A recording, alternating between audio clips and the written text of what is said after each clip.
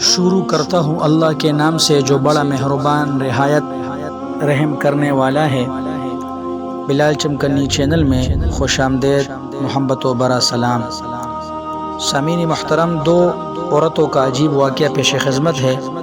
حضرت حاشم رحمۃ اللہ علیہ فرماتے ہیں کہ میں سفر میں تھا تو میں ایک خیمے میں اترا، مجھے بھوک لگی ہوئی تھی۔ اس خیمے میں ایک عورت بیٹھی ہوئی تھی۔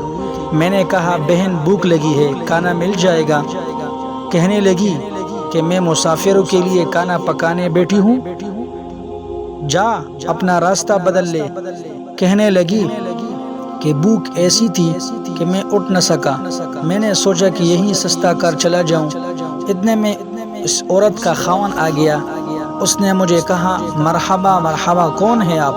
کہا میں مسافر ہوں، کھانا کھایا ہے؟ میں نے کہا نہیں۔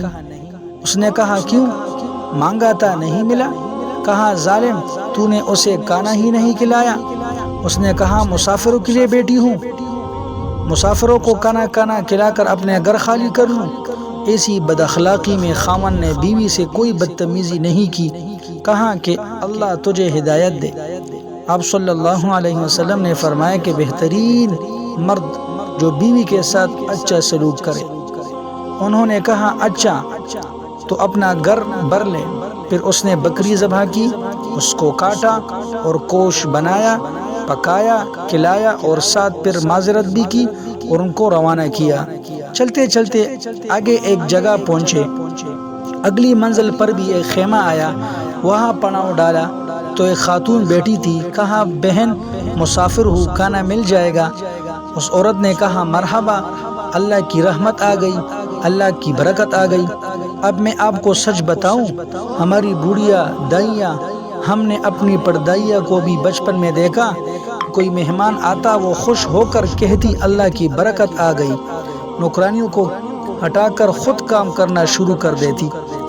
اب جو ساری سہولتیں ہیں اس وقت یہ کہتی ہیں کہ یہ بے وقت آ گیا، ان کو وقت کا احساس نہیں ہوتا، اور جاتے آتے ہیں بھائی کو آنے کا وقت ہوتا ہے۔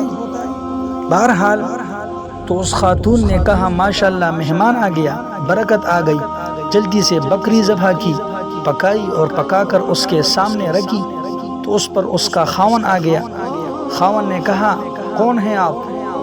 میں نے کہا مہمان ہوں۔ یہ انگوٹھی کہاں سے لی؟ جی آپ کی بیگم نے دی ہے۔ اس نے اپنی بیگم پر چڑھائی کر دی، تجھے شرم نہیں آتی؟ مہمانوں کو کھانا کھلا کر میرا گھر خالی کر رہے ہو؟ تو ان کی ہنسی نکل گئی، زور سے قہقہہ لگایا تو وہ کہنے لگا کیوں ہنستے ہو؟ کہنے لگا پیچھے اس کا الٹ دیکھا تھا۔ کہنے لگے کہ جانتے بھی ہو وہ کون ہے؟ کہا کہ وہ میری بہن ہے، وہ یہ اس کی بہن ہے۔